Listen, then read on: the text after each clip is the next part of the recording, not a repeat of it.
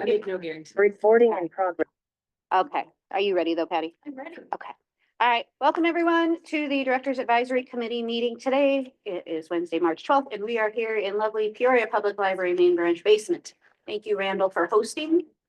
Hopefully everybody has found a way to make themselves comfortable wherever you are here or out in Zoom land. We are going to start off with roll call of the committee members that are here in the room. Patty, please. Gina Burr, That's me. Hi. Bobby Mock, Here. Amy Key, Here. Cindy Maxwell, Here. Kristen Tortek, Here. Randall Yelverton. Here. Okay, so we do have an in-person quorum and we do have a member that would like to participate by the Zoom participation site in Towanda. But we have to adopt a motion to allow that. It is an acceptable reason for the Open Meetings Act, I'm assuming business purposes. So may I have a motion that would allow Rachel, right? Yep. Rachel, so, okay, Rachel Ballinger to, attend this meeting virtually. I'll make a motion to let Rachel in. Second. All those in favor? Aye. Patty, Thank would you you. take? Patty, would you take roll of our committee members that are participating by Zoom? Rachel Ballinger. Here. Great. Yeah. Thank you. Next up, we'll have recognition of guests, public comments, and announcements. Can we do kind of roll in introductions for those directors in the room that are not on the committee, and then we'll do Zoom ones as well. Oh, we start over here. Kathy Grafton from Hotel Library. Jenny Jackson, Marquette Heights Public Library. Amy Harris, Appleton Public Library. Alice Jackson, Chillicothe Public Library. Laura Keys, Dunlap Public Library. Victoria Volkman from Pekin. Very good. And on Zoom, in whatever order that We have, Kendall says, on, because I can't see. we have Barbara Tarbrook, we have Christine Lau, we have Cindy Bohike, and I'm gonna murder everybody's name, so, sorry. Cynthia O'Neill, Katie Hahn, Lori Prevey, Rachel, we already talked about, Yesenia Lambert online. And I'm Kendall Orison from Rails and or RSA and or both, depending on the day. Sarah Neesland, RSA. Patty Quaren, RSA. Anthony D said from RSA. Okay. If you are out in Zoom land and we missed you, please announce yourself. Okay, and everybody in the room has not changed. So now it's time for public comment. Is there any public comments? In a screen, I can see it. Do you have any public comments from online? Kendall? There are no comments, so far. Okay. And we can revisit that later in the agenda as well when there's additional public comment time. Announcements, I don't believe we have announcements for announcement portions yet. Though I have a couple in my chair's report. So we will move on to agenda adoption. Is there a motion to adopt the agenda? So moved. I'll second. I'll second. Randall beat you, Rachel, sorry. Bobby beat you, Rachel. Okay, all those in favor of adopting the agenda? Aye. Aye. Any of? Next up is the approval of the minutes from our December 12th meeting. I'll move that we approve the minutes from the December 12th meeting.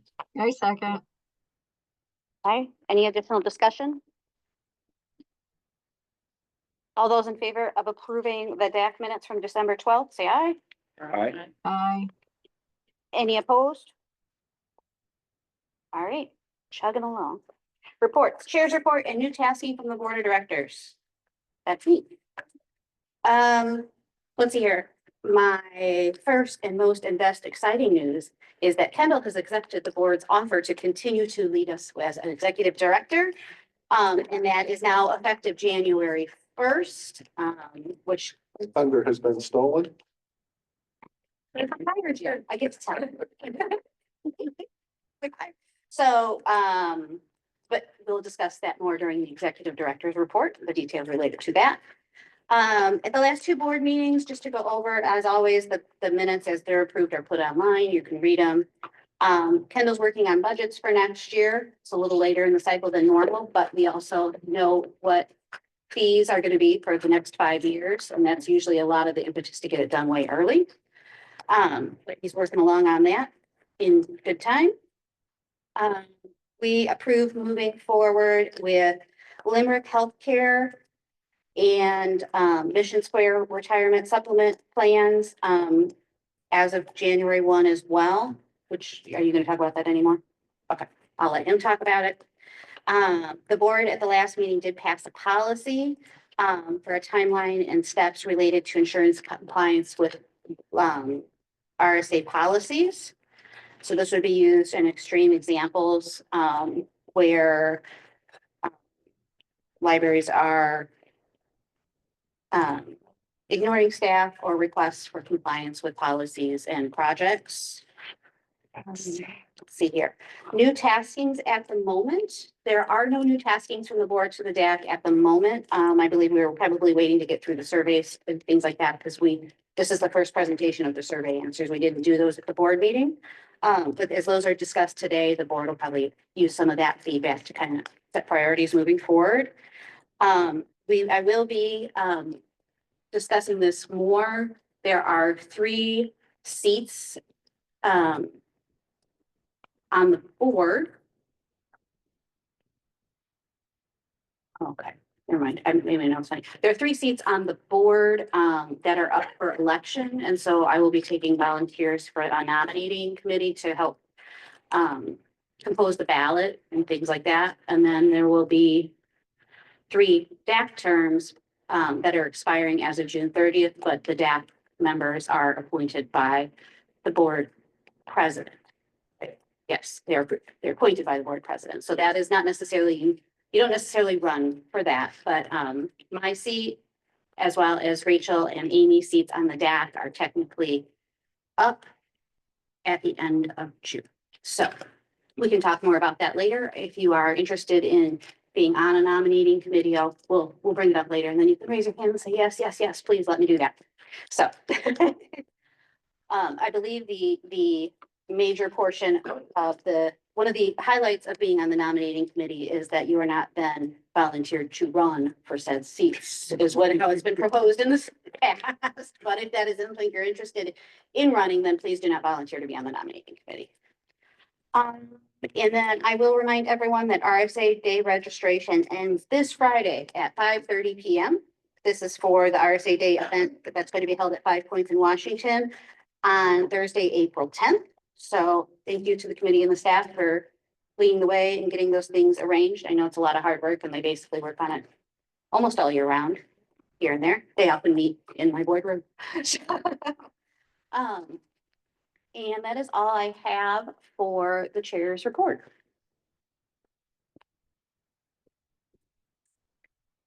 Which leads us to executive director's report. That'd be me. So the executive director report was in the packet. I'm gonna touch on a couple of things. As we know, funding is tight, especially in schools. We have now 4 schools who have given notice that they are going to be withdrawing from RSA. We're not super surprised by that. We had thought last year we were looking at 6 to 10 this year. To pull, a school would need to inform us by the 1st of April this year that they wanted to depart RSA. So that's Rova, East Peoria High School, Stark County Schools, and Congerville, Eureka, Goodfield just let us know about 2 weeks ago, week and a half ago, something like that. On the good side, Hamilton Public Library and Camp Point Public Library are both applying for the Rails automation grant in the April cycle. So at the board meeting last week, the board formally approved membership for those libraries, should they go through with that process, get the grant to join us. So we should have 2 new public libraries joining over the next 18 months, starting in July. As Gina mentioned, the staff transition date got moved from the 1st of July to the 1st of January. This is personally exceedingly annoying to me. Donald Rumsfeld gave a speech a long time ago where he talked about known knowns, known unknowns, and unknown unknowns. And we got hit by an unknown unknown in that our RSA EIN, which is kind of sort of important to do things with staff. We were told it was fine, and then we found out the first week of February that, oh no, we have filed for a different EIN, which is a problem. So, yeah, we think we may have been able to get everything done and start the hiring process by the end of this month, because our date was the 25th of March. If we couldn't meet that date, we were gonna have to push. Rails also needs to know, because Rails has a completely different budget they have to do if we are staff members than if we are not staff members. And Rails started their budgetary process a week ago today, actually. So we talked about it, and because we are not 100% certain that we'll be able to hire someone on the 1st of July, we have to push. But there's just, because worst case scenario, we tell Rails, yeah, we can do it. Rails does their budget, the state library approves it, and we are no longer Rails members on the 1st of July, but we can't hire them. And then there's no RSA. That's a problem. So we pushed back to the 1st of January. We are still working full speed ahead on setting everything up and getting the rest of all the things that we can done. We have to go back and touch a lot of things now to change our EIN. For example, completely new bank accounts for all of our bank accounts, with the 500+ pages of paperwork that come with that. So yes, that was not a happy day when we learned that, and we were not well pleased to make that decision, but it was something that we had to do. So we made that decision and we pushed it back. So while we will still be quite busy over the next month, a month and a half, things will slow down for us. We'll get back to Anthony and I and Erica and James to a lesser extent. We'll have more time to get back to projects. And then this fall, the September, October, November, December time period, we'll be hiring a couple of new staff members and working through the rest of the process. So fun. Let's see. On the contracting front, part of our thought process when we set up the new fee structure year and a half ago now, when we started on this, we had to pick a number that we thought in FY29, that's what it would cost to run RSA. And part of that, figuring out what that number to shoot for was assuming that we had a contract with a vendor for our automation system that cost less than the contract that we currently have. Because I was fairly certain I'd be able to renegotiate with RSA DAC and give them a sob story about, oh, we're losing members and times are tough and blah, blah, blah, blah. So I spent a year working with them to rewrite our contract. RSA DAC changed hands in December, on December 24th, in fact. They got bought out. So they were on their second or third venture capital group. They got bought out by Harris Group, which buys things and never sells them again. So that's good. So after that, we were able to finally come to terms. So we have a 2-year contract with a 5-year extension on that contract that we've signed. The idea there is that in 2026, we're going to do a library system review to see what's out there in the library land. And if there's anything that is 1000% better than what we have, where everybody agrees, oh, yes, let's do a migration, then we could, if it's affordable, get a different system. Should that not happen, I've also negotiated the 5 years after that. So it's 7 years in total. And our starting price this year is 19.2% less than what we were paying. And our price after 7 years will still be less than we paid last year. So we're looking at about $60,000 to $65,000 in cuts of cost this year. So that's good. Our contract was technically finished the last day of January.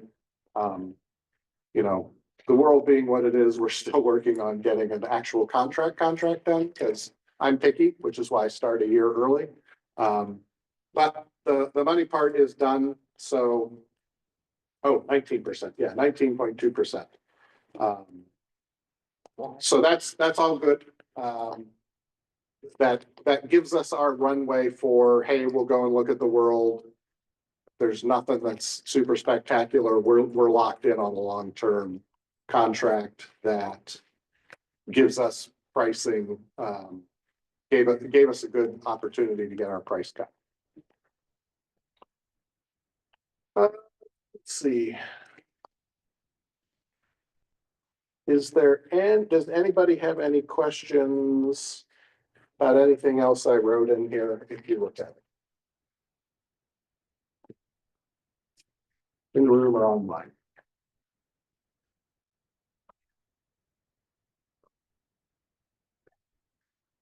Who would like to take Kendall car shopping? Get that negotiation down. I will have you do my negotiating from now on, sir. If there are no questions about the executive director report, we will keep moving on. And we are to the point of unfinished business. 6.1 is director survey update, which says discussion and action requested. I don't know if we'll have any action. The action requested was, is there something that the committee feels like you really want to dig into, that kind of thing? I don't know that we will, depending on how many questions you all and our guests have, this could take years reviewing all of this, or it could be done in 10 minutes. I don't know. So, but I am going to set a clock for 45 minutes so that we don't go long, because there are important things to cover in this. Did everyone get copies of the survey results? Did everybody read every line of the survey result? Okay. I went through them and wrote down some takeaways, just looking for patterns amongst the answers to each of the questions to see like what the big takeaways were. I can go through them if you would like, just kind of the big takeaways. And if there's something that you think I have not taken away, please speak up. Or if I missed a major point, or if you think I'm wrong, this is where you tell me so, please. But I'll start with the January survey. The best things about RSA was sharing, access to collections, the support, service, and responsiveness of staff of other libraries, those kind of things.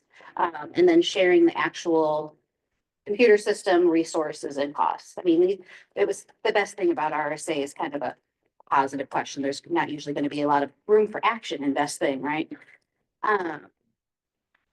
But those were that was the resounding response to those. Well, those were the things that people liked the best.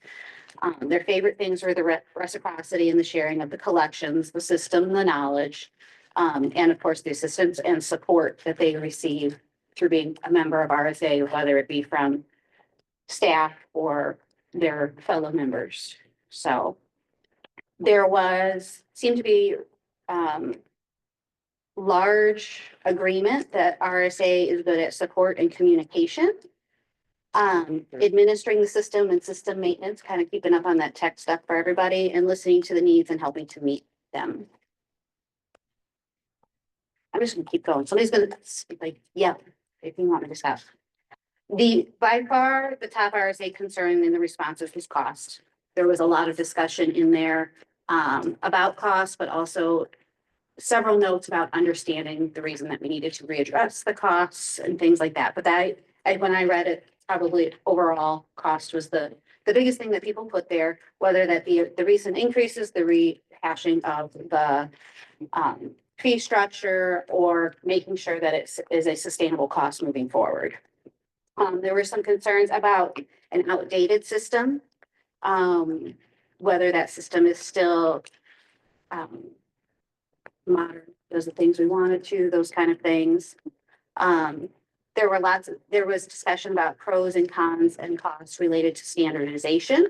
There were many comments pro standardization. There were some comments against standardization. There were some concerns regarding the costs that it would take to standardize. Let's see here. There were some current concerns about while we're very good at communicating, there's a lot of communication and how to filter through levels of importance. There were some concerns regarding mission creep and overstepping into operations. Some of the things that maybe RSA is attempting to address is not part of RSA's mission. There were some concerns about membership participation as far as those not participating in feedback, etc. And concerns related to distribution of resources, staff, time, costs, etc. amongst members. I might have a brief question about number 25 under top RSA concerns, and we only sell about we don't sell that many annual cards. I don't have them. Oh, I'm sorry. It's talking about what annual card holders are not allowed to access, including Libby. I know an annual card. Non-RSA. That's- So Yeah. if you it's sold confusing the to card, me. they have access to that. Yes, that's what I thought. Yeah, so a non-RSA card is someone who comes to your library who's a member of another library who's not automated in RSA. Yeah. Right? So let's say it's Bloomington. We'll use Bloomington. Okay. So Okay. Bloomington are non-RSA patrons. Okay.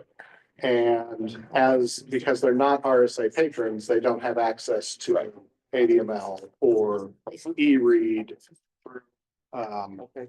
through the e-read that RSA buys for our members. And they can place holds in some, but not all libraries. Each library has to allow non-RSA members to place holds at their library. That's what I thought. Okay. It was a little confusing. I just wanted to Yeah, and double that, check. and so I think this person's point was that they thought that those non-RSA members should be able to Right. use those services Okay. effectively. You know, interestingly enough, like Camp Point Library falls into a non-RSA library still. And so one of our thought processes when we were looking at the cost was the fact that a number of our patrons go to Quincy to use their services, and Quincy had done this project. And I happen to know people there, so I was like, how many people did that affect? Like, give me a number. So we have about 100 people who have a non-RSA card in Quincy, and about 10 of them had already come into the Quincy Public Library and said, hey, Libby doesn't work. This doesn't work. Why not? Because it worked last week. And they gently explained that. And I said to our board, I'm like, this is what we need to do for those 10 people, because they're going other places to get those services, you know. So it was a good motivator for our board to see that what your people will do.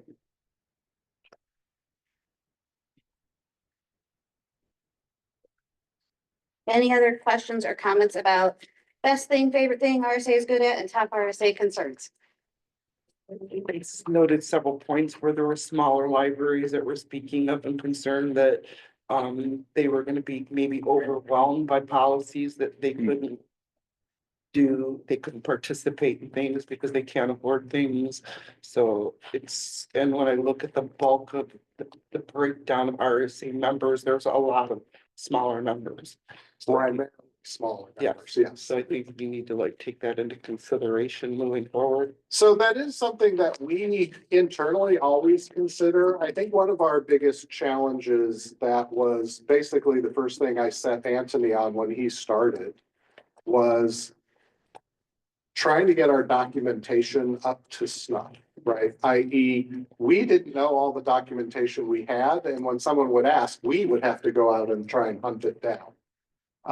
And so this had been on our kind of to-do list for a long time. It had just never gotten to the done point. Yeah. And so, Anthony, you all have seen the documentation index and how everything is laid out now so that you can go, oh, holds documentation. Here's all the holds documentation. That's the first time we've had something like that, which was why we were so happy to get it done. And what it's done is it has really kind of pointed out to us, we needed to get back to our own rules about a policy being a statement of intent and only a statement of intent rather than a statement of intent with some procedure in it, right? So holds is a good example. The policy on holds would be less than a page. And that's it, because the policy doesn't change whether your system changes or not. The policy is RSA's intent is everybody shares as much as they possibly can, basically. But as we go through and we're revising some of these really old policies, we're finding the policy was also the procedure and the standard all together, and it made it really hard Cumbersome. to know, well, what is the policy? There's policy and there's procedure and there's what we're doing, and it's all one document, and it gets a little harder to follow.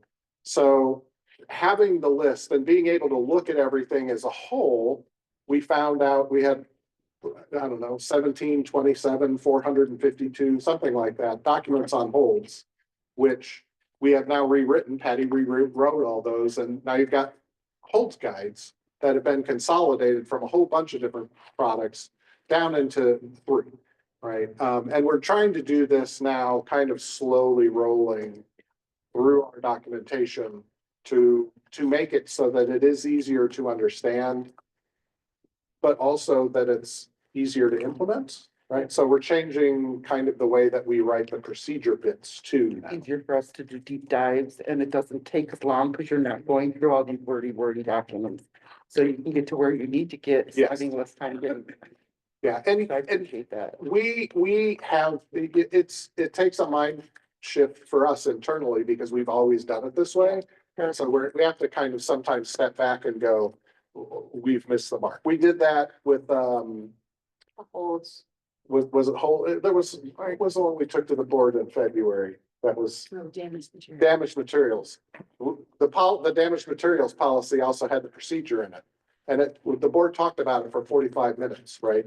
You all talked about it at the previous DAC meeting for like 30 minutes, right? And at the end, we're like,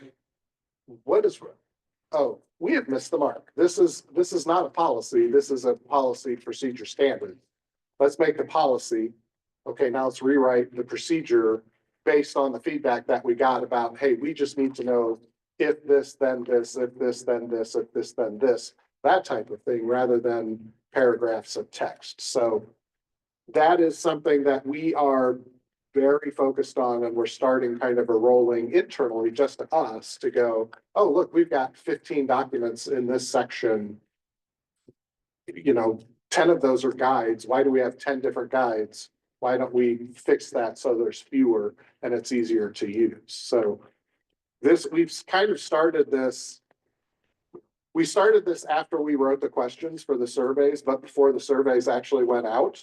And it was kind of nice to see in the survey results, people coming back and saying, you have lots of documents and sometimes they don't make sense. And it'd be nice if they were easier to read and follow. And we're like, we agree and we're on it, It's, Speak to that more.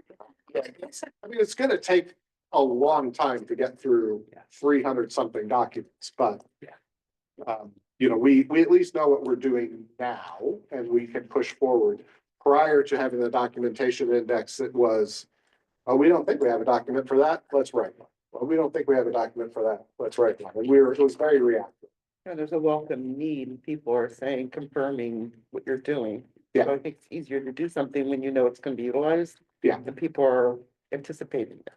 And we've had very good feedback from the circulation guide and the school guide and the cataloging guide, which is not just RSA things because they were meant to be larger, but they were written with libraries in mind so that people were thinking about other things outside of just RSA. But when it comes to just RSA's guides for RSA policies, we're trying not to get that mission creep because we just don't have time to deal with mission creep too much. Okay, I'm gonna move on. One question was about how could RSA better support and help your library? Again, it was about streamlining communication. In some cases, it was expanding, and in some cases, it was simplifying. But it was about streamlining it nonetheless, whether that be the messages going out, some of the conversations about, I get the same listserv message because I'm on a bazillion listservs. I don't really know how to solve that, but it's something to think about. Or documents. There were several mentions in number 5 about services and assistance. That's really more of a Rails thing and task. Yep. We will share these with Rails other concerns. These are things regarding networking, consulting, delivery, legal guidance, those kind of things. And that's really not RSA's role. And so, but it's still good to have that information there in the survey responses because we can share that with Rails to know what you guys want and need. Yes, ma'am. So I know Kendall has mentioned in the past that both of these surveys, adding one's name was optional. In any of the comments that were made where it was clear the author of the comments is getting very confused on what RSA does, were there names and contact information left that your staff could follow up and say, sorry to hear you're confused, let's work it out? There were very few names left. I have not gone through the ones that had the names Okay, and put them with To see if there was anything. to see if there was anything actionable or whether, there were a couple people who said, I left my name just because I wanted you to know that we filled the survey out, which is fine. That's great. I went with anonymous surveys mostly because I wanted feedback. I didn't want somebody to feel like, oh, I've got to put my name on this. I'm going to go take that out. Right? I think sometimes you get better answers when people feel like nobody knows that it's me putting this in here. It is sometimes frustrating when I read something and I'm like, I know exactly how to fix this, but I don't know who this is. Yeah. So now I can't fix it, right? But no, these surveys closed on the 4th of March and we had a board meeting on the 6th. So no, I haven't gone back yet to line up the names and to see if there was someone that Possible to do that like- did need contacted. do a follow-up email to the survey saying in response to some concerns, we need to clear some things up. Yeah, we could do that, or sometimes we can figure out who asked a particular, based on the question, and sometimes I can look at the system and figure out who it is. And then, kind of call and say, are you having an issue with, or whatever, right? But sometimes we love going down our rabbit holes to try and help somebody out, right? So, yeah, we will, for those who left a comment that did want to get follow-up, we will eventually get back to you. But there weren't that many people who ended up leaving name and number. We did have a couple of people who mentioned that you should have a name and make you put a name on there, so you could. I thought, well, that's valid too. Maybe next time we do a survey, there'll be a name on there, or at least a library, pick your library. The services and features that they wish they knew more about focused around workflows features, website contents, what's out on the website, how do I get there? And streamlined meetings, so like meeting contents, and I'm not sure, I have to go back and receive, they're looking for me to keep us on time, keep going and keep on task, so we're gonna do that. The favorite way that the RSA, I keep tripping over my words, RSA membership supports each other. The willingness to help, answering questions for RSA and non-RSA issues. So, right, even our RSA membership will rely on each other for RSA stuff, but that other stuff too. RSA Day made an appearance in that question a couple times, and then the listservs and emails. So There was kind of mixed feedback on the listservs and the emails. They So- found them very helpful, but maybe a little overwhelming sometimes, So, or too many, yeah, and that was after reading through all of this. but for some people, that's their only input. Yeah, my takeaway was people are getting too many emails, but also the emails are useful, depending on who you are, and there's too many listservs, but we find the listservs useful. And then I was thinking, well, did we overshoot? Right? Because we set up a lot of listservs, because that's what people 2-3 years ago at RSA Day, I forget how many RSA days ago that was when we started that process. I think it may have been not this, so 2 years ago, I think, at RSA Day, when we took that list of those. And I think we may have overshot. And I'm wondering, just people here and online, if we said we know we need the directors listserv, we know we need a catalogers listserv, we know we need a CERC listserv, right? But there are lots of other listservs. Would it make sense to just say, you know what? We're gonna shrink these down, and they're gonna be bigger, and they're gonna have more traffic on them, but then maybe people are gonna use them more? Or is that going the wrong way, because then there's more traffic and people will be like, oh, get me off this listserv? Yeah. And we don't want Boils people down to, pulling off. in some those. libraries, the cataloger is the CERC person is the director, and so they're seeing the same message Yes. 3 different Yeah. ways. Or you've got your RSA Gmail account forwarding to a account in the library, but the RSA Gmail accounts are all signed up for a couple of those listservs by default. So if you're forwarding an email in and we've sent it to that email and the one that you were already signed up, now you've got 2 copies, sorry. But if we send something to the director's listserv and the, say, CERC manager's listserv, it will dedupe those 2 listservs in the one email that goes out. But a lot of people are forwarded, or they're checking multiple emails, and then they're seeing the same Well, and thing. it's not something we're gonna solve today. It's just that this is of top concerns. Yes, How could RC membership better support each other? Participate, communicate, and assuming positive intent was kind of the takeaway I took from that. And those were the major themes there. The projects and issues for our discussion here for DAC, not necessarily exactly today, but the things that came back on the survey, the email list. Streamlining and standardization. What is DAC? And efficiency, which kind of falls into that streamlining and standardization as well. So those were the bigger concerns from there. question on that. Yes, The email that went out about the DAC meeting with the what's the DAC at the bottom, did that help with anybody? I know a lot of you probably already knew, but I was reading these at the same time I was getting ready to write that email, and I was like, I can help with this. And that actually, most of that was pulled from an email that went out a year ago or something, when we were holding the first DAC meeting. So I think I do take it as a note to make sure that we better explain that the DAC is not users group, but it's kind of what users group was turning into anyway. But it can't be everybody as a member of the DAC, because if everyone is a member of the DAC, you have to be here in person, or we can't have a meeting, which is why we created a very small committee, because we knew we could get 5 people in the room.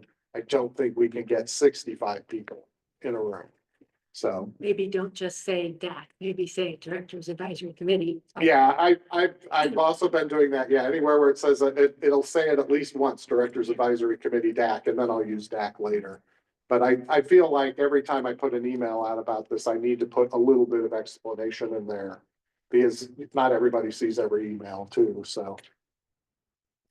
the ideas that were presented is how we can increase attendance and participation by guests at, Directors Advisory Committee meetings.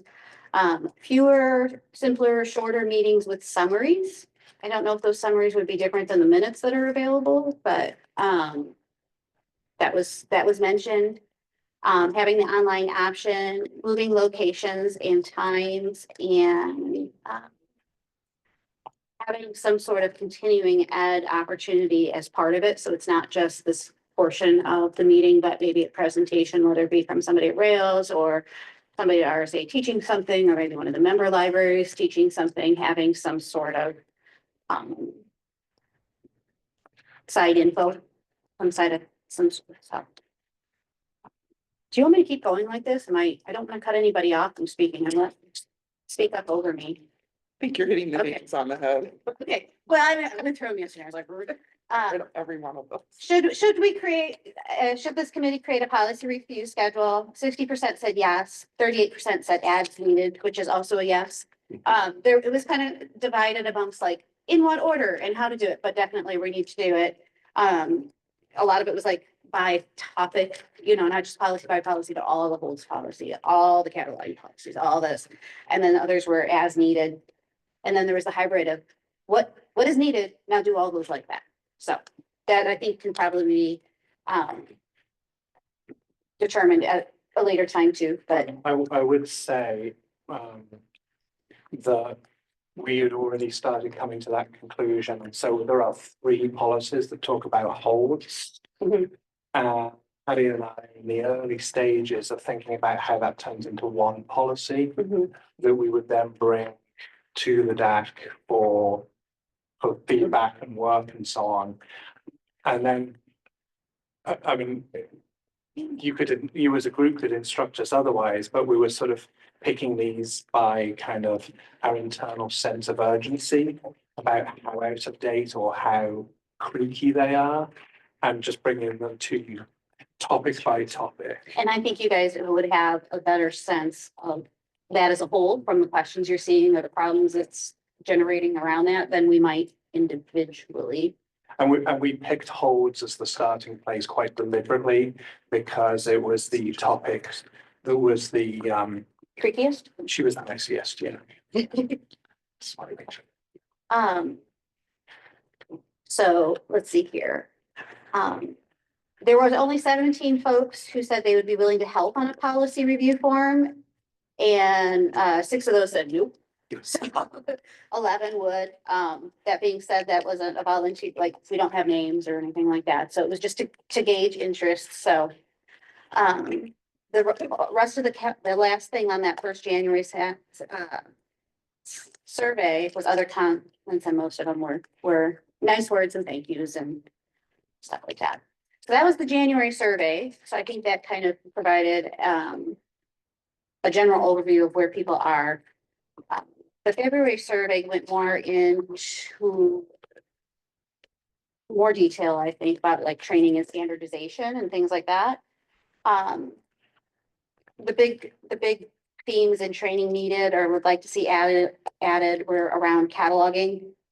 Some like refresher reminders, some like booster shots of training, if you will, like they've been trained, but they've been doing it a while and maybe they didn't glom onto something at the beginning because they didn't use it and now they don't know they have it. And reports, more training on how to access their reports and get them what they need to be. And if you can pull up the training methods thing, Kendall, or look at it, because I tried to interpret that. So how I went in to report on it was, what's your favorite, right? 54% said in-person was their favorite, 25% said recorded was their favorite, 22% said Zoom was their favorite, 18% said printed materials their favorite, and only 10% said mentoring. So more than half said in-person training was their favorite, with recorded in Zoom, kind of add those together, be another so many, another 47%. So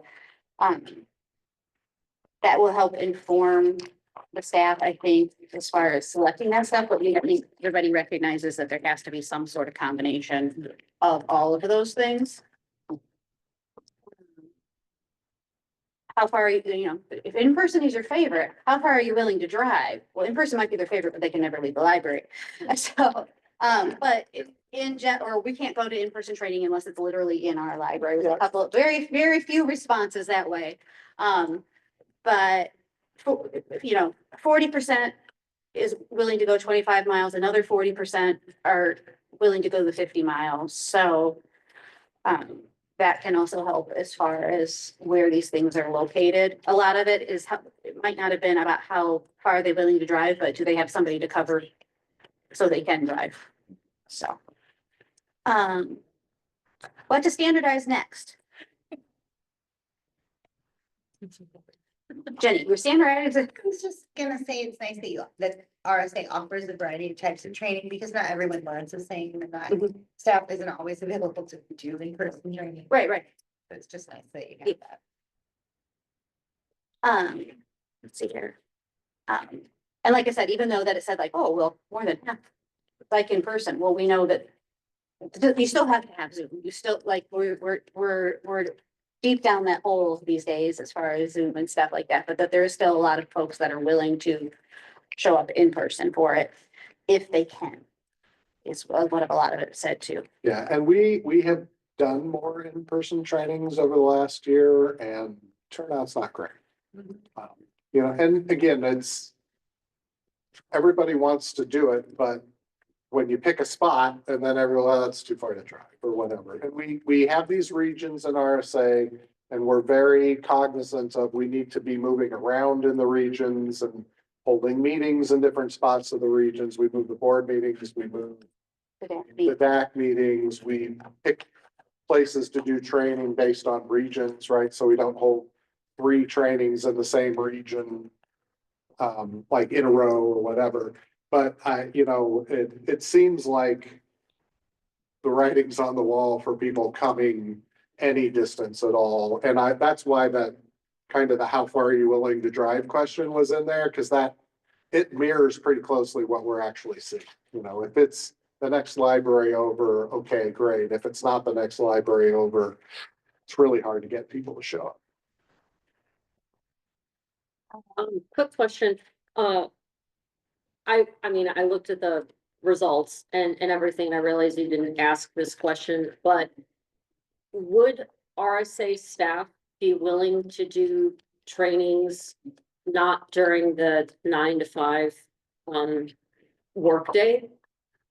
We have not done that lately. We have done that once or twice in the past. I'm not saying that we wouldn't, right? If that's what we were hearing people wanted. But we're back to the, okay, we hold training at 6 o'clock on a Tuesday at somebody's library and only one person shows up. Okay, And that's, I think that's where we run into these. We do try and do morning and afternoon, but we know, like, for schools, it's super hard to get to it. Lots of small libraries are single staff during the day. They have to close the library to come, and nobody, you know, very few people are willing to come at 7 o'clock at night. Well, because then they've moved down to, now it is night and I'm doing the things at home. Yeah, this is my time. I'm not being paid, kind of. okay, just thought I'd mention it. We have had very light conversations about, like, later in the day or like a Saturday training too. But we've just not felt like we were going to get good traction on it, so Okay. we haven't gone down that road. Although it's probably a good question to ask. You make a good point that just everyone's different, everyone sees. I'm trying to not sound, I don't know, picky or something, but yeah, some people see the job ends at 5, they're going home, they're doing their own things.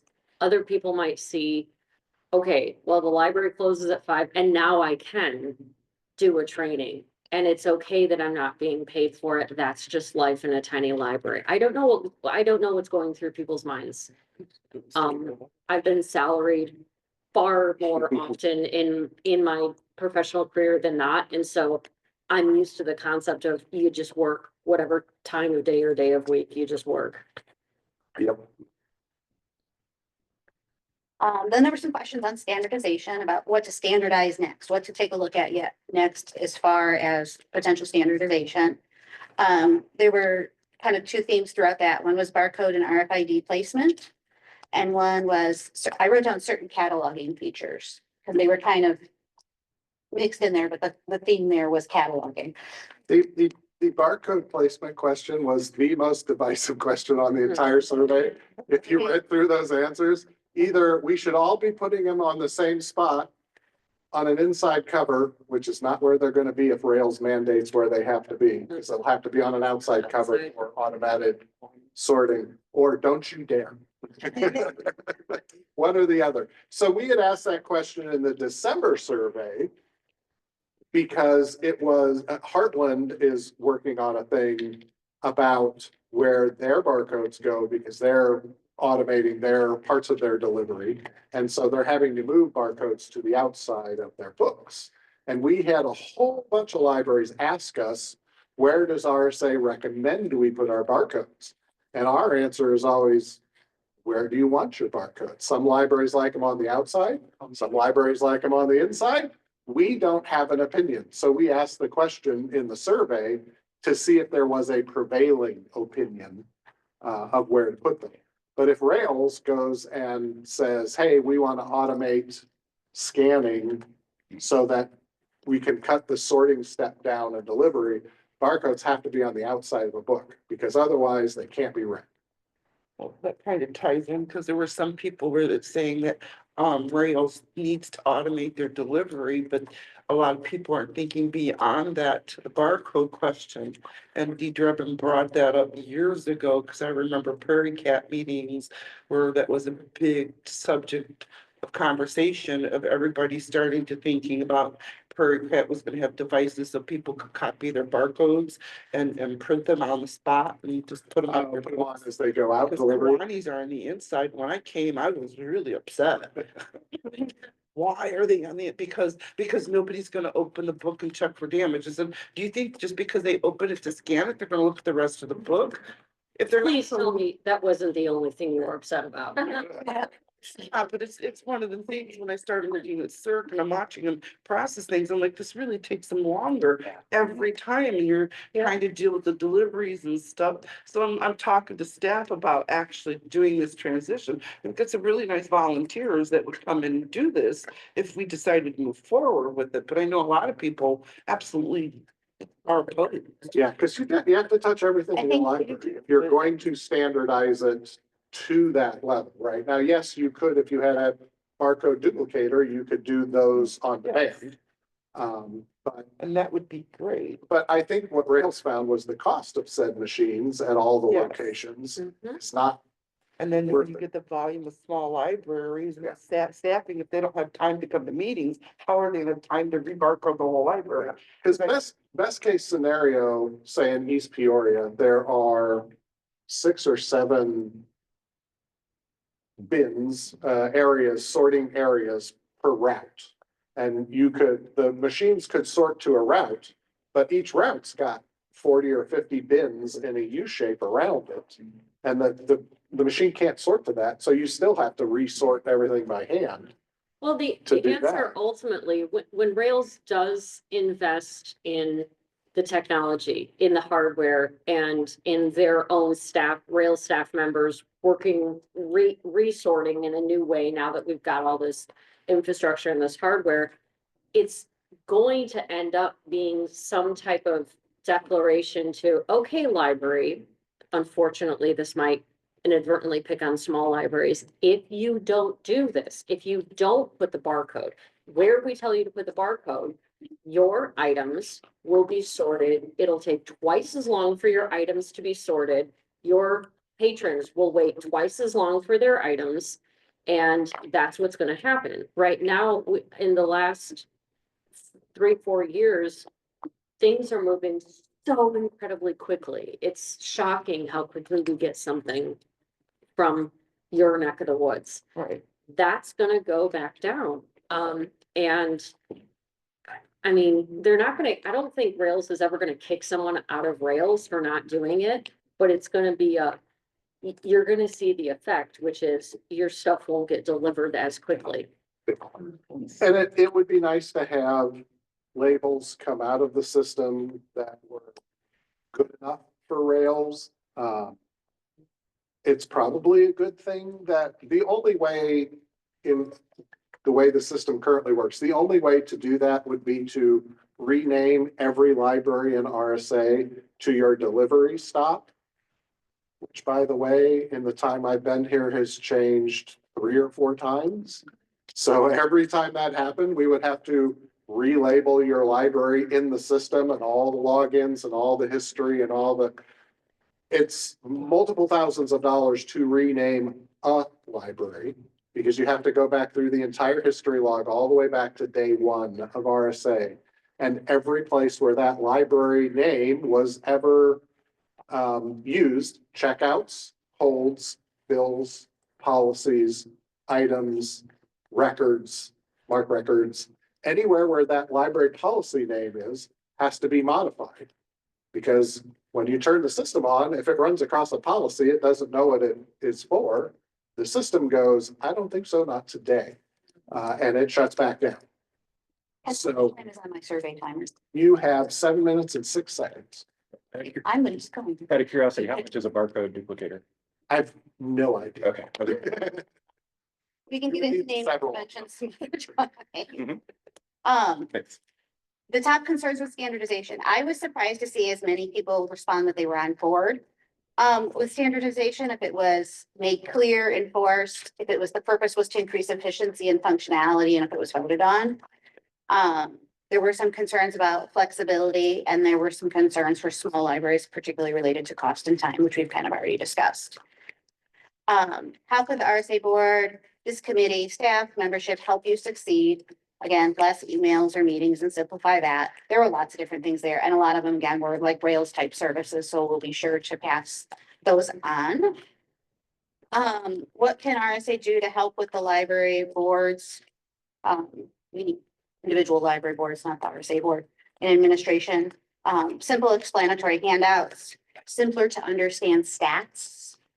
And then a lot of the other things, again, there were listed were Rails type information that needs to come from Rails and not RSA, you know, your legal stuff, your, those kind of things, more of the consulting and CE kind of aspect of it. We asked for thoughts on a stronger member-to-member support system.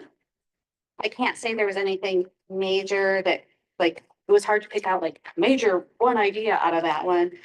Many want in-person networking or Zoom, but also find it hard to make it. There were some questions in there about reinitiating some of the networking groups that existed before, which are not RSA networking groups, but like Renegade Reference and Long Distance Librarians, which I believe still are active. So I'm not sure who, you know, who wanted them reinitiated, but I believe they are. So if that was you, reach out and somebody will tell you how to get a hold of those folks. And again, there was kind of some mixed message on some like females, some find them excessive, some, you know, so, but that portion of communication and trying to streamline that at least. What are the expectations of the RSA board, staff, and other members? Cohesive and professional actions by all is something I wrote. Acknowledge the needs of libraries, expecting members to participate and contribute, but mostly all of the things in there were positive comments. Let's see here. There was a question about if you were interested in an informal program of library field trips. Again, there was mixed response. Some are already doing that as part of networking groups or as part of their own like staff CE days and things like that. Some said they like it, but it's too hard to schedule for small libraries or schools and things like that. But know that that's always I've never called up a library and be like, can we come visit? And they said no. I mean, so there wasn't a real clear answer if there was any sort of formal organization to that. And how much better would a new system need to be to go through a migration? Everybody said it better be cheaper. It better be less clunky and more user friendly. It better be amazing if you want them to learn and train something new. But overall, it better be a superior product at the same or less dollars is what came out of that. I will say overall between the two surveys, the things that stuck out was efficiency, whether that in processes, communication, standardization. That was, seemed to be a focus, and sustainability of cost and workloads were the two things. So please, someone else talk about the survey now. You would have a couple minutes, but that was kind of the summary and the big takeaways. I thought that the DAC and everybody else should realize too, that these are the overarching themes that came out of them.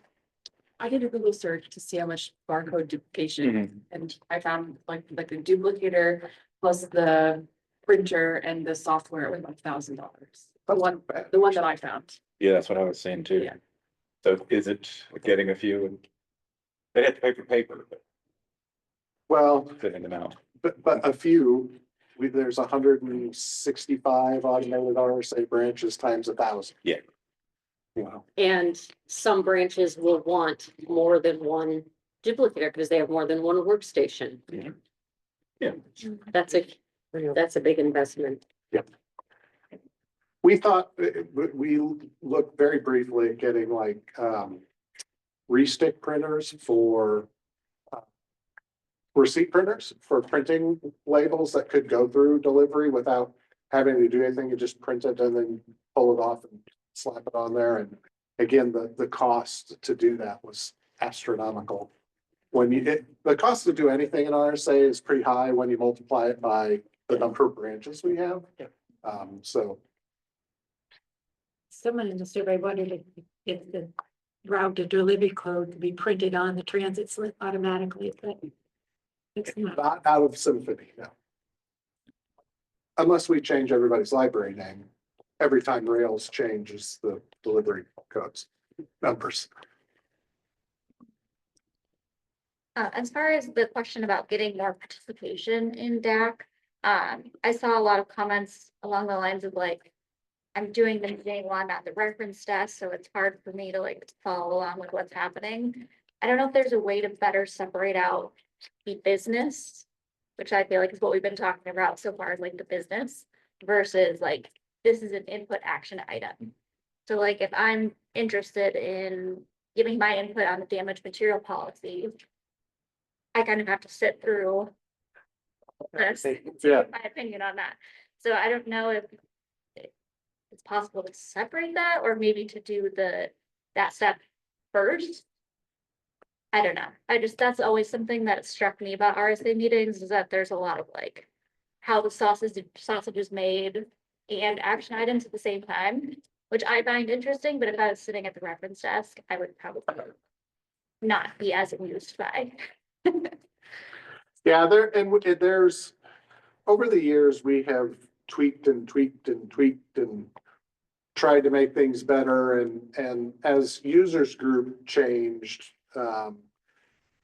all the guidance we got was, we are here to hear what you have to say and to hear why things are happening and to provide input into, there's our timer, into the things that we can. But what we don't want is like highly interactive, do a thing, kind of that has not been around for a long time. I did see that in the notes coming back, and I have been thinking about that, trying to figure out, part of this is just the way the meeting layout is. But part of it, if you really wanted to say, we're gonna work on a thing at a certain time, come at 1:45. It would be really hard to juggle, and it would really force us to do very different things, but it is something that I'm stewing on, trying to figure out if there's a way we can. We do Yeah. a quarterly, like a quarterly meeting instead of like, I don't know. That's different than this one. Or just that we can focus on specific things at a specific time, that like not every DAC meeting. Oh, Or sorry, it's not quarterly because we're meeting quarterly. Yeah, yeah. This would be, This is this the- particular meeting would be. This is the problem with that is we want DAC feedback on things, because again, this is the directors talking to the board. That's the purpose of this group.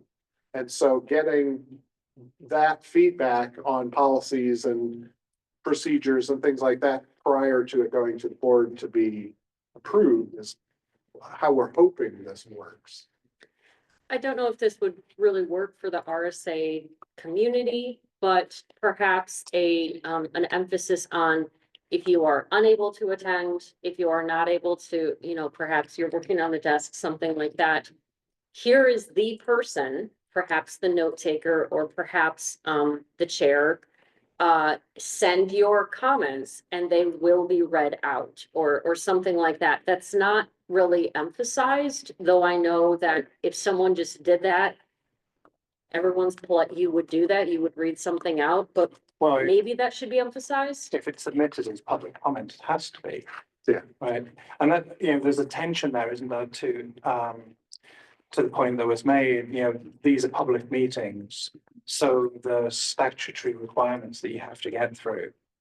And they have to be done first, right? You have to vote to let Rachel in before Rachel can participate. Those are statutory things we just can't get around. Right. Yeah, maybe not so much the voting part. I just meant more like, there's a lot of RSA directors that probably don't really care to get into the minutia of the survey, Yeah. right? Like, they're like, hey, I want to hear what the changes is on the whole, so I can tell my staff. What other libraries are very interested in that, but I think some people just want to hear the action and move on. Yeah.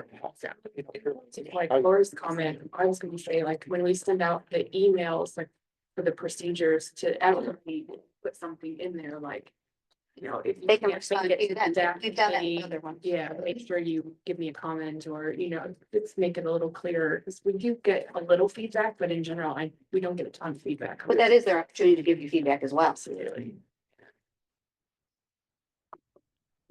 That, again, something we can make, I think, clear. I know it says I'm going to discuss the infographic and the statistics, but I'm gonna You don't.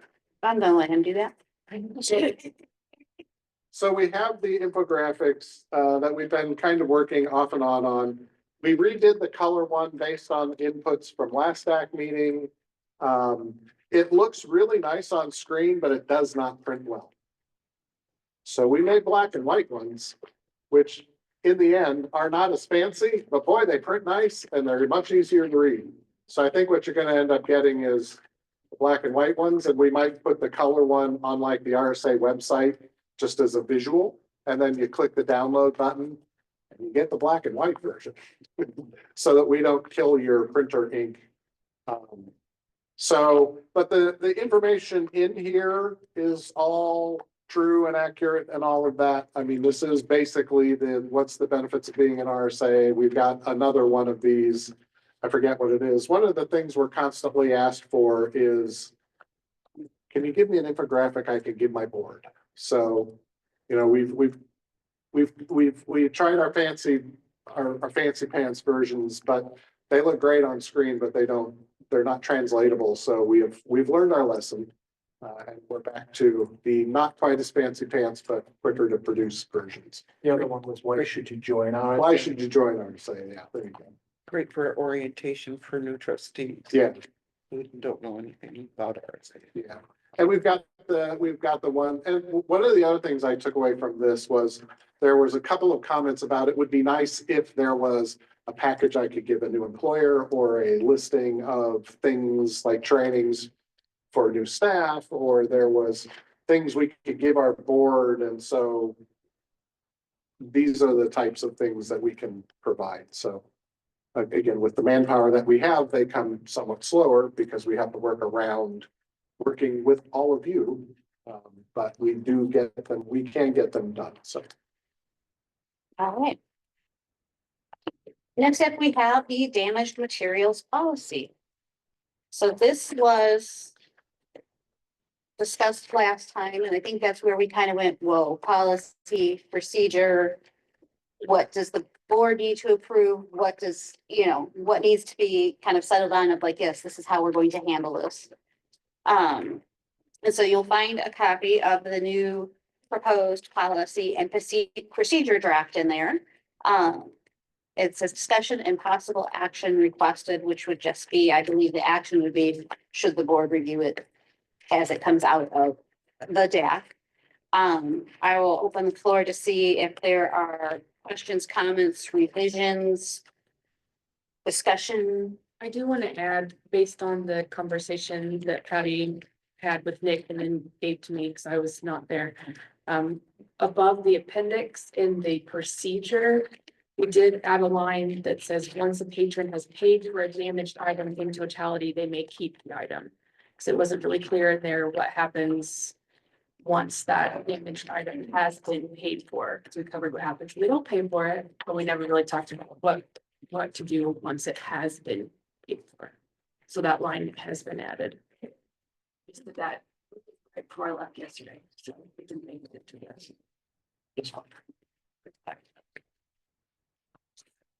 And then the library is neither the checkout library nor the item, the middle of the second page there. You have returned the item under number 1 and under number 4. Is that how it should read? Is number 1 just like, this is what's coming, and number 4 is when you actually do it? Yeah, I think so. That language can be tweaked if that bothers anybody. I just know that if they go, okay, number 1, and return the item, okay, I've returned it. Oh, now I need to do these things and I don't. I can. Yeah. Um, I can take that out. questions, comments, revisions? Who's? As previously mentioned, the policy is now the statement of intent, what we want to happen. Nothing is. So when you read it, it's a little more clear now. Is there anything happening over here we need to be aware of? There is nothing happening that we need to be aware of. Okay. Folks online, do you have anything else you want to comment on related to this policy?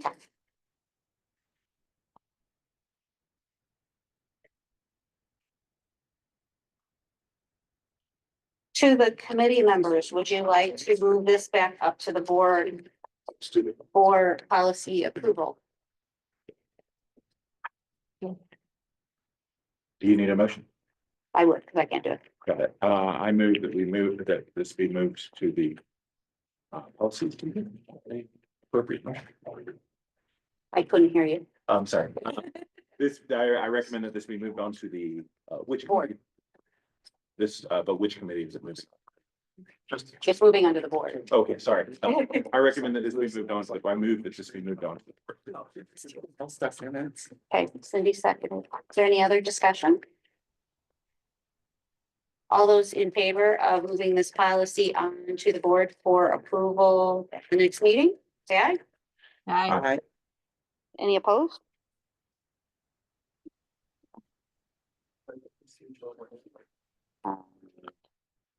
And the board doesn't approve the procedure, right? Okay, The board only approves the policy. That's right. Strategic would go up. the procedure comes for the what? to us. The procedure will go up. Okay, As soon as. fine. That's where the. Next up is also the Bug Us Take a look. campaign. Pass them around. Which is a continuation of a campaign that RSA staff has come up with.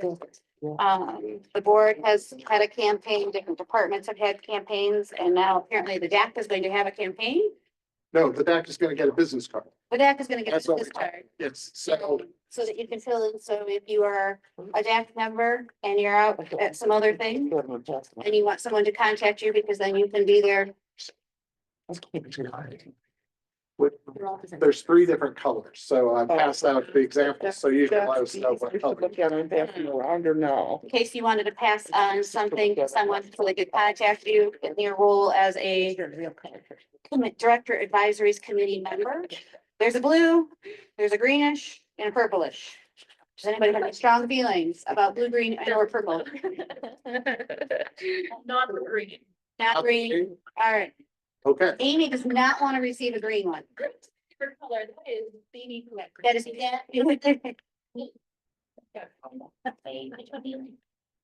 Okay.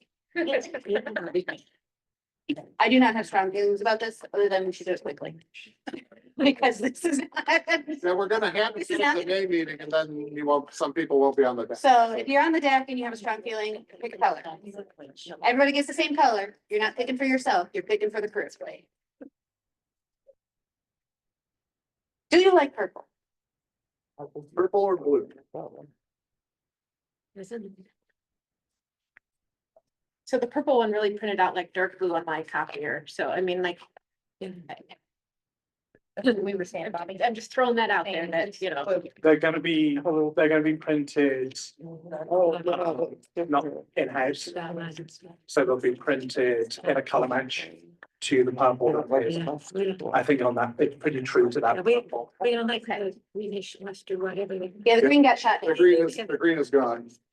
The populace vote was no green. We have to listen to our people. But I really agree. You did, yeah. May I suggest the purple?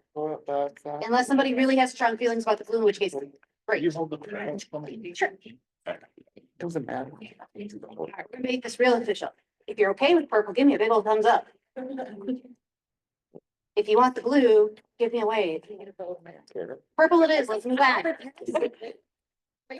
Plus, they wanted our opinion on something. Purple She it said is. was unofficial. All right. So we're gonna move on to new business and the holds documentation rework.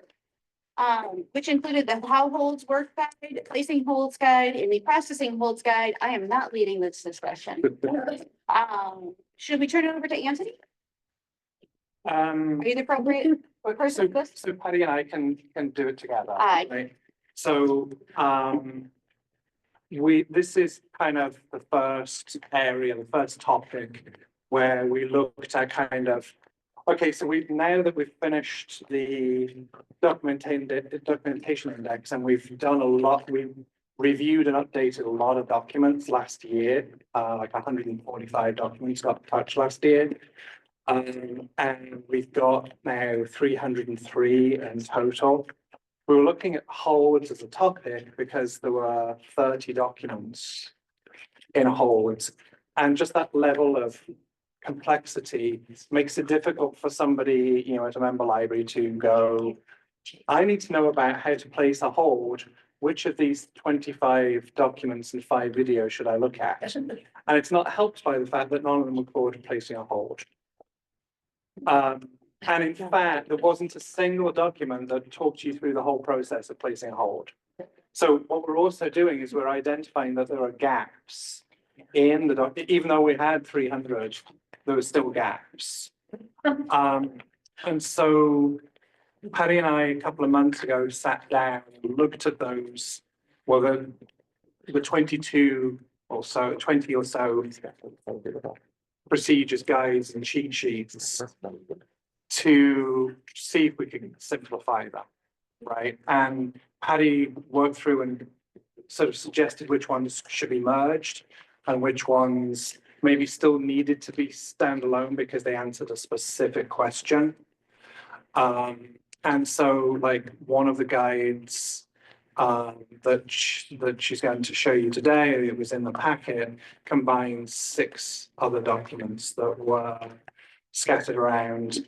The one called placing holds that she wrote includes now information on how to place a hold, just generally, which we didn't have before. And then the other one also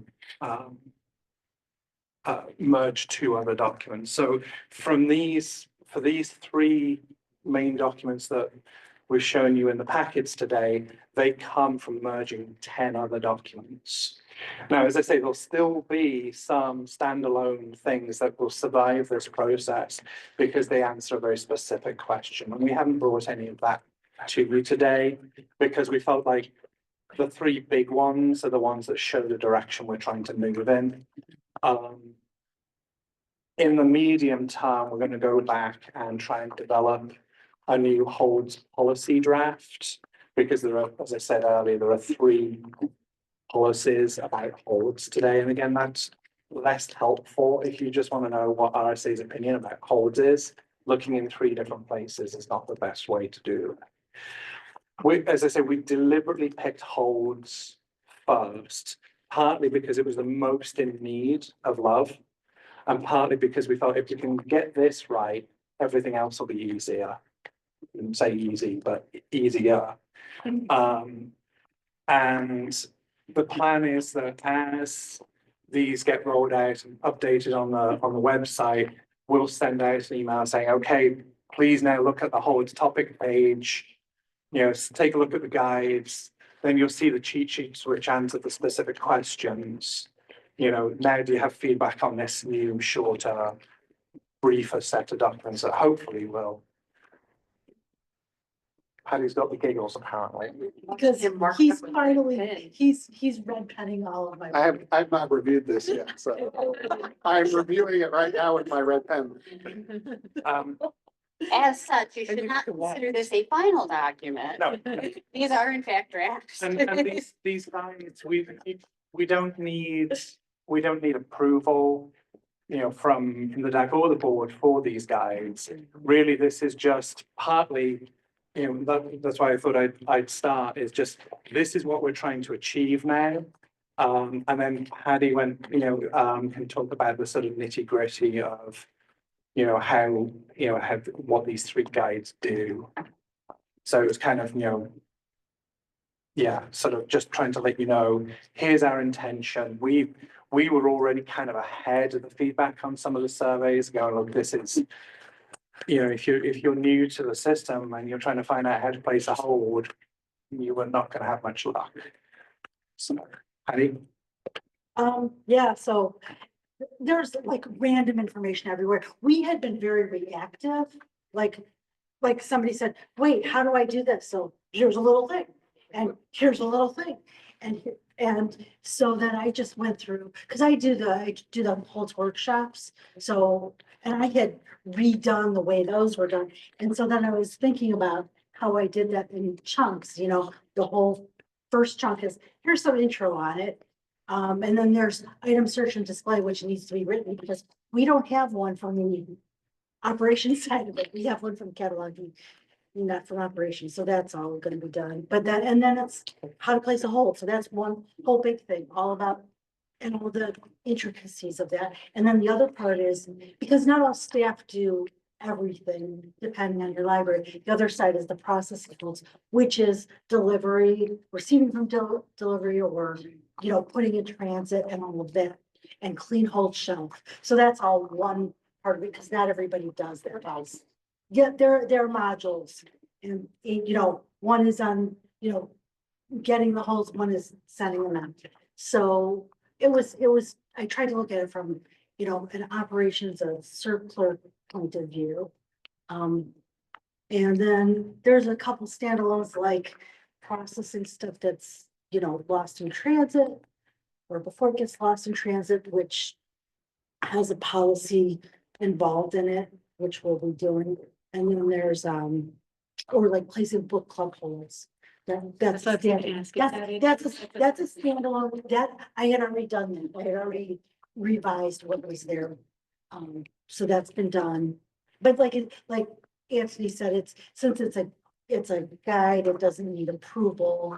These were just, we want to make sure we're getting this right, because this is a big thing. I mean, you're an RSA to share your items, so we better share, give you the right information. Right. This will help us when we get to the policy part. It's good to understand what this is before you start trying to read policy. Right, because like we have the reciprocity policy, which like Anthony said, maybe isn't well named. So this will, if we see how the basics of how we're doing things, then maybe the policy, that can help what the policy should be and how it should, because we want that to be simple. So maybe in your related documents, you can have a link to the placing the research holds. If you think I could put that in there. Because in some of it, I put like related documents, either within the body of it, it's like, see how to like transiting, items for non-RSA libraries is that's a separate document, but it's referred to in somewhere in one of the documents. That's also standalone. Because not everybody's going to run into that. Or if they run across it, they may not know where to find it, but they may think that's part of that. So they go there and then they find where to find the information. Right. So the links. So yeah, so I can add and we definitely want the policy in there, and placing the book clubs. I would make a note to put that. Are there any questions in the room or in the Zoom room about the holds documentation rework, or kind of the process that they're going to be taking similarly to other procedures and documentation? I know these don't need DAC approval, but is there anything in these documents that those who have been doing this a long time, they would strike them as, Shocked and new? shocked and new. Yes, thank you. This is not how we did it, but this is how you're going to do it now? Yes, thank you. Harry would probably know more from the committee really, but I don't think so. The point was to rearrange things in a more sensible way and fill in holes. We also got like clean hold shelf is kind of an issue, that whole thing. And I think we need to highlight that because we have one policy that says something about 30 days in transit. There were a couple different in transit things in clean hold shelf that weren't. They were Communicated very well. one said 30 days and the other one said 45. Yeah, we have a 45 days lost in transit, but there's a 30. And Yeah, that's not you consistent. can't follow both of them because that's incompatible. Yeah, so it's more clarifying and communicating. Yeah. Those things, the management of the holds part of it.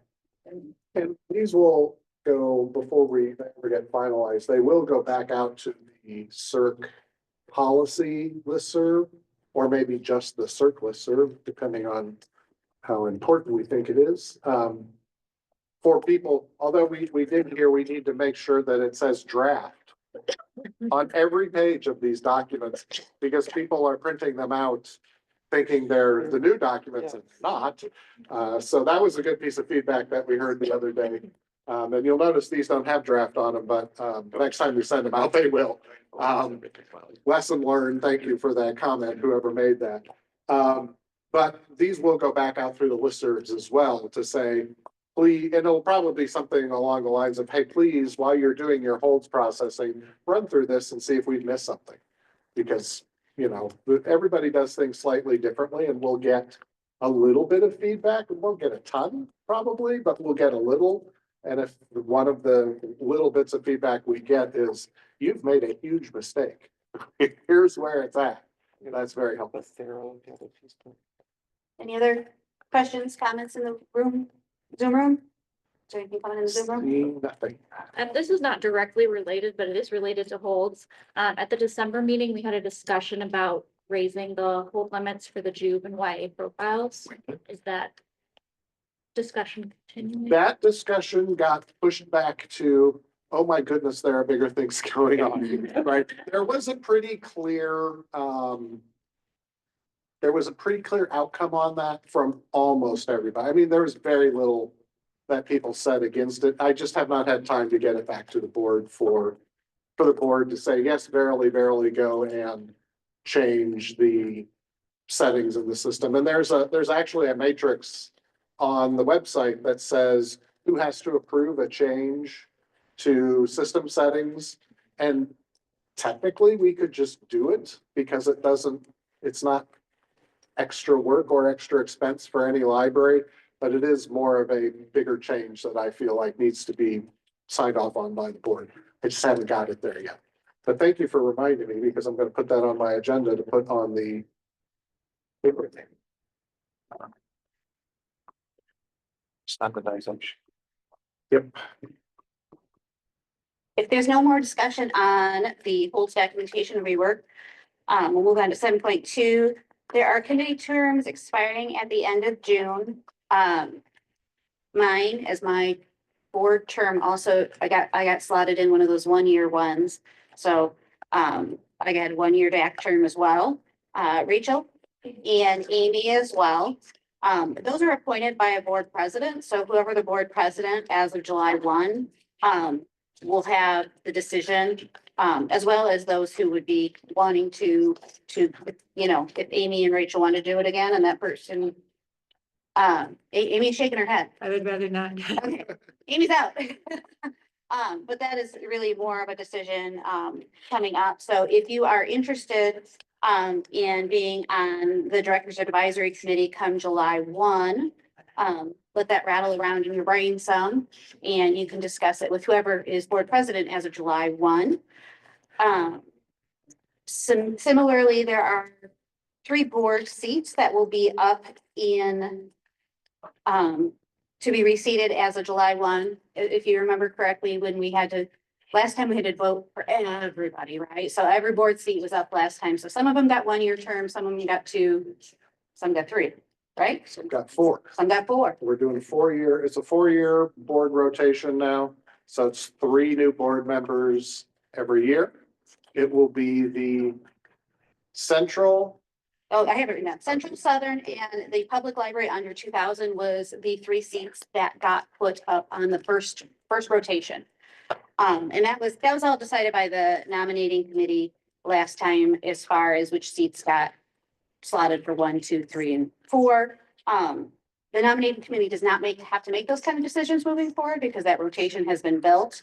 The nominating committee takes the people who have raised their hand to run for the board and builds a ballot for those seats with Kendall's administrative help because he takes the volunteers.